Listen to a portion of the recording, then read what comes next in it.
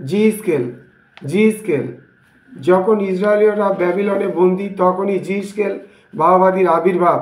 তিনি ইসরায়েলীয়দের ভ্রান্ত প্রত্যাশা যে শীঘ্রই তারা প্যালেস্টাইনে প্রত্যাগমন করবে, সেই আশা তিনি ব্যর্থ করে দিয়ে তাদের প্রিয় জেরুজালেম নগরের মর্মান্তিক ধ্বংসের সংবাদ জানিয়ে তাদের প্রস্তুত করতে চেয়েছিলেন।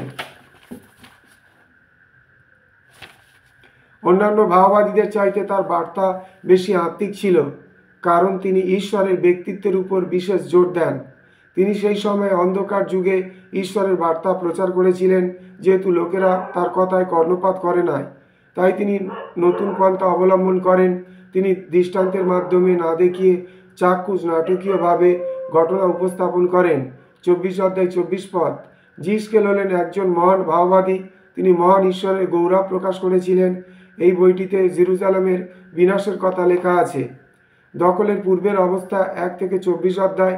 জেরুজালেম ধ্বংসের পূর্ব 6 বছর থেকে তার ধ্বংস হওয়া পর্যন্ত যা ভাববাণী করা হয়েছিল। শত্রুদের দ্বারা দমন 25 থেকে 32 অধ্যায়। পরবর্তীকালে জিহুদার শত্রু ও পরজাতিদের ধ্বংসের বিবরণ। শত্রুদের বিনাশের পরের ঘটনা 33 থেকে 48 অধ্যায়। এখানে জিহুদীদের পুনর্গঠনের বিষয়টি তুলে ধরা হয়েছে।